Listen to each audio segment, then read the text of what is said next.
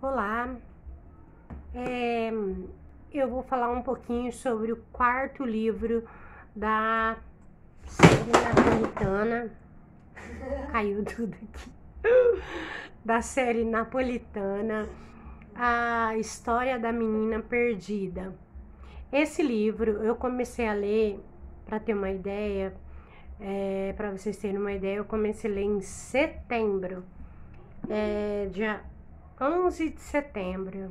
Eu li super rápido os livros da Helena Ferrante, eu leio muito rápido, são 500 páginas, mas ele tem uma fluidez assim muito grande e eu sou apaixonada por essa série. E eu li o primeiro livro dela, Amiga Genial, eu li em 2019 ainda. E em 2020 eu li os 3 outros livros, né? A História do Novo Sobrenome, A História de Quem Foge, Quem Fica, e então agora esse aqui, a História da Menina Perdida. Bom, para falar um pouquinho sobre esse livro, eu tenho que voltar desde lá do primeiro livro da Amiga Genial, porque os 4 livros, eles são as fases da vida delas, né? Quem conta essa história é a Helena Greco, sob o ponto de vista dela, e a amiga dela, que é a Lila, a Rafaela Cerulo. Então, é uma história assim de bastante fôlego, porque começa na infância, numa infância pobre, num bairro pobre de Nápoles, e é um livro com muitos personagens, porque eles, inclusive no começo de cada livro, ela coloca os núcleos familiares, né? Então, no caso, a família Cerulo, a família Greco, a família Carati, Peluso, todas as famílias, cada família com um monte de personagem. Então, todos esses amigos dela, né? E a história, assim, da vida dela. O primeiro livro, A Amiga Genial, já começa contando o fim, na verdade, que essa amiga dela, a Lila, a Rafaela, ela desapareceu. E essa amiga dela é uma amiga bem problemática, a gente vai ver, né, depois como que toda essa história é bem problemática, assim. Então, na Amiga Genial, ela vai contar a história delas, da infância, dessa infância pobre, de como elas vão crescendo. Depois, a história do novo sobrenome é quando a Lila se casa com o Stefano e aí então ela vai ter esse novo sobrenome, né, que é o sobrenome Carati, o sobrenome do Stefano, e é assim, é um casamento que ela faz por interesse. Tem o vídeo no canal já, eu já fiz o vídeo no canal, não vou falar tudo, só para poder retomar mesmo aqui. Depois, História de Quem Foge, Quem Fica, a Lenu, ela vai embora, ela vai morar em... Ai, Deus, agora eu esqueci, depois aparece o nome da cidade. Pisa, ela vai morar em Pisa, e ela vai estudar, e assim, as duas são muito inteligentes, mas a Rafaela, a Lila, é mais... a Lenu considera que ela é muito mais inteligente, mas ela para de estudar, vai trabalhar e vai ajudar os pais, e ela acaba se casando e tudo mais. Então, como termina o terceiro, né, para eu poder entrar aqui nessa história do quarto livro? A Lenu, ela se casou com o Pietro, ela tem 2 filhas, 2 meninas, mas ela é apaixonada por um carinha desde a infância, ela é apaixonada pelo Lino. E esse amor da vida dela, ele é bem complicado, a gente vai ver principalmente nesse aqui, no quarto romance, a gente vai ver o que acontece aqui, de como ele é assim, mulherengo, super mau caráter mesmo, né? E aí o que acontece? Ela no terceiro dá muita raiva, assim, no terceiro romance, porque ela abandona o Pietro. O Pietro era um marido muito bom para ela, mas ela nunca gostou dele, na verdade, né? Ela se casou com ele, mas por conveniência também, teve as meninas, e ela simplesmente abandona as meninas e vai embora. Ela nunca teve isso dessa coisa maternal, sabe? Do instinto maternal, esse amor de mãe. Só no final mesmo da história que a gente vai perceber, assim, depois que as meninas crescem, mas até então ela não vai se importar muito com as filhas dela. Então o que acontece? Ela termina o terceiro, ela abandonando o Pietro, as filhas, tudo, e ela vai embora com eu falei Lino, né? Nino, com o Nino. Só que o Nino, ele é casado, né? Que ele é casado com a Eleonora. E o pai dessa Eleonora é muito rico, dá emprego para ele, e ele então não pretende abandonar essa Eleonora. E ela tá toda crente assim que ele vai ficar com ela, né? Vai se casar com ela, mas não, ele aluga uma casa para ela, né? Para ela, mas ela descobre depois que ele não vai conseguir abandonar a esposa. Uma coisa desse livro aqui é que é o seguinte também, que eu vou falar. Eu tive que voltar na história, reler umas partes, porque eu demorei muito para fazer o vídeo, até para fazer as anotações. Eu não fiz anotação, na verdade, aí eu tive que acabar voltando assim, voltando para poder entender, lembrar, aliás. Bom, então assim, a Lenu vai descobrir que o Nino não abandonou a esposa, ela pensou que ele tinha abandonado e ele não abandonou. Ela descobre isso e aí então ela vai passar uns dias em Gênova, que é onde os sogros dela moram, né?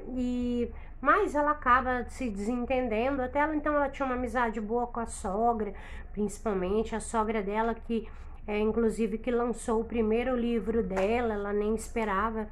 E ela tinha um relacionamento bom, mas por conta dessa separação, aí então ela briga com os sogros e ela vai morar com a cunhada dela em Milão. Aqui a gente vai ter esse livro, toda essa história é muito pesada, né? Até uma amiga me disse, eu não consegui terminar, porque realmente ela é muito angustiante, muito pesada mesmo. E aqui então a gente vai ter quando ela tá morando com a cunhada, o Franco, que é um amigo deles, né, se mata. Por quê? Porque esse livro ele vai ter todo um cenário da política da Itália pra gente poder entender, né? Então aquela Itália ali do pós-guerra, se reconstruindo, a questão do fascismo, né? Esses amigos dela, a maioria era antifascista e toda aquela perseguição, né, aos antifascistas, aos comunistas, essa coisa toda, né? Então esse Franco, ele tem uma depressão e ele vai se matar. Com isso, ela vai voltar para Nápoles com as filhas dela. Então a gente tem aqui aquela questão de que ela fugiu de Nápoles, até a história de quem foge, quem fica. E principalmente do bairro onde ela morava, era muito marcante para ela essa questão do bairro, e ela até volta para Nápoles, mas ela vai morar em outro lugar e não no bairro onde ela morava, porque ela tem lembranças muito ruins assim, inclusive ela fica muitos anos sem falar com a Lila, né? E porque ali a Lila é sempre assim, elas vão e voltam na amizade, elas brigam, a Lila ficou com o Nino, a Lila fala, é rude com ela, a Lila é maldosa com ela em muitos momentos, sabe? Aquele tipo de amizade assim, que ela não consegue entender, mas a Lila é muito forte, exerce uma influência sobre ela, assim, muito grande, né? Tanto que elas passam a vida inteira juntas, né? Da infância até a velhice, que é esse livro da quarta série aqui. Ela era feminista, né? Os livros dela eram sobre escritas feministas, mas ela entrava em conflito, porque ela aceitava ficar com o Nino, né? O Nino era...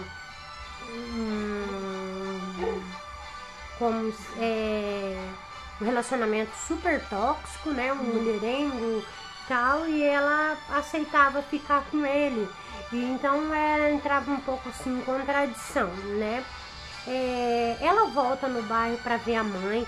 Aqui a gente tem um problema que a mãe dela tá com muita raiva dela, porque ela abandonou o Pietro, que o Pietro a mãe dela gostava muito do Pietro, e toda essa coisa assim da mulher que a gente vai ter aqui, da questão da mulher não poder se separar, que era feio ser separada. Então isso lá pra década de 60, 1960, por aí, né? Então é complicada a questão de época aqui, porque esse livro ele abrange uma época, um período de tempo assim muito longo, né? Dá a entender que começa ali após a Segunda Guerra e vai até praticamente os tempos, né? 1990, por aí. Então ele abrange uma época, um tempo muito grande. A mãe dela fica doente, a mãe dela tá com câncer e ela volta para ver a mãe. Ela tem uma irmã que é uma irmã que gostava muito dela, mas essa irmã se casa com um inimigo delas, que era o Solara. Tinha o Marcello Solara e o Michele. E a irmã dela se casa justo com o Marcello Solara. Tem uma história lá da adolescência delas, que o Solara, eles eram uma família de agiota, eles tinham dinheiro, tinham carro, e eram muito fila da puta, assim, né, com elas. E elas detestavam ele, né? E aí, a Lila, ela passa a trabalhar com o Michele Solara, e inclusive o Michele Solara gostava dela, era apaixonado por ela e pela Lila, né? E a Lila vai trabalhar com ele, então uma coisa assim que a Lenu não entende, né? A Lenu, ela passa a morar na Via Tasso, que é um lugar alto de Nápoles, e um dia ela vai viajar com o Nino para Nova York e deixa as meninas com a Lila, né? E então elas voltam a ter amizade nesse momento e passam a conviver. A Lila passa a ajudar a cuidar das meninas e tudo mais. E então, eis que ela vai ficar grávida do Nino, né? E nessa mesma época, a Lila vai ficar grávida do Enzo também, né? Que o Enzo que eu falei nos outros livros, ela se separa, né, do Stefano, vai morar com o Enzo, mais como amiga, e depois ela acaba se casando com ele, e as duas ficam grávidas. A gravidez delas vai ser diferente. A Lila vai ter muito problema na gravidez, e já ela, então vai ser a terceira gravidez, né? A Lila já tem um filho que é mais mocinho já, que já tá grandinho, né? E a Elisa, que é a irmã dela, vai ter um filho do Marcello Solara. Vai ter um rolo muito grande aqui no tratamento da mãe, né? Que a mãe dela vai ficar, vai passar por um tratamento.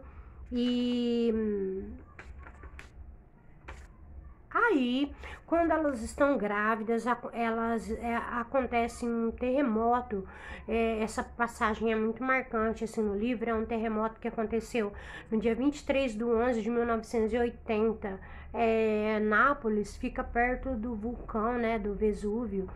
E então uma região muito propensa assim, a terremoto.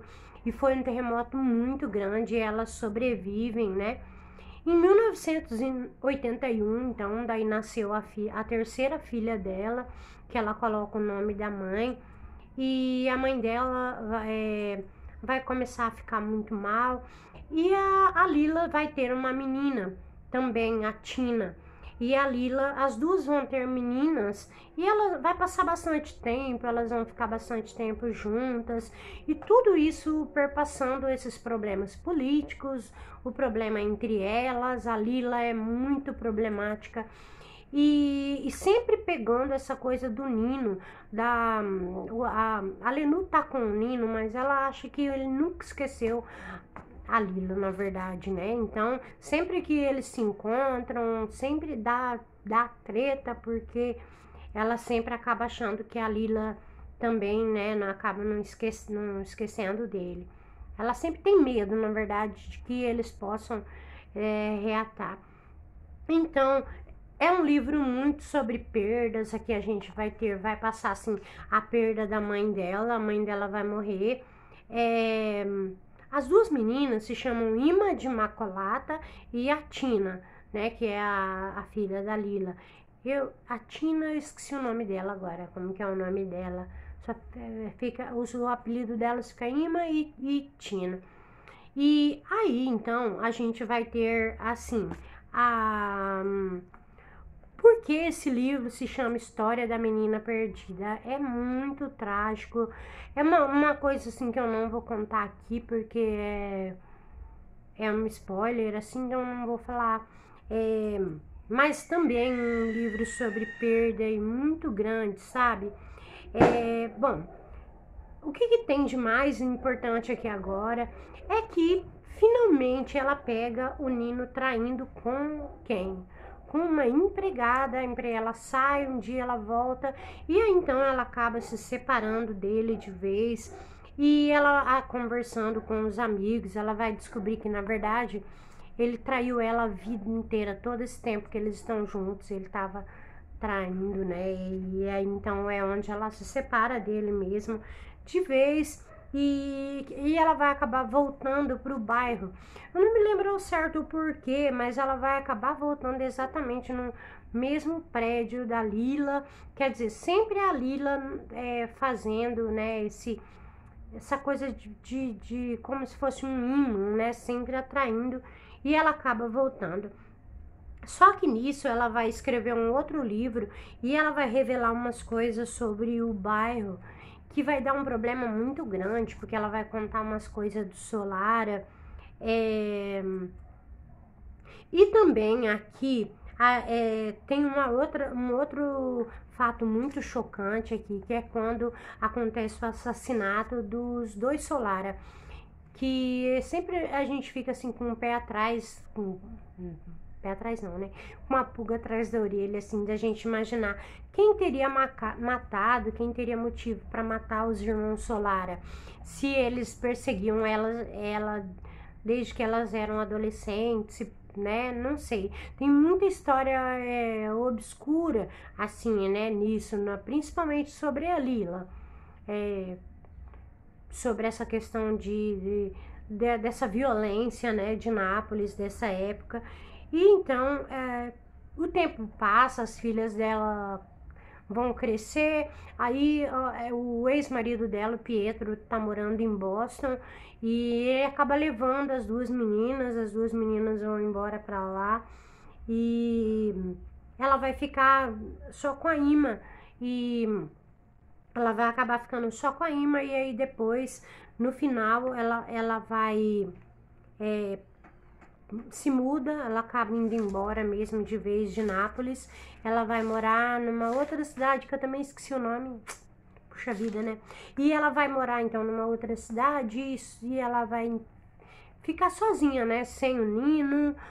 E a Lila daí desapareceu, como a gente viu lá no começo. Então a história se fecha, né? A Lila desapareceu sem deixar nenhum vestígio, nem foto, nada. Ela simplesmente desaparece e ninguém sabe onde que ela pode ter ido, né? O filho dela que chama a Lenu para contar.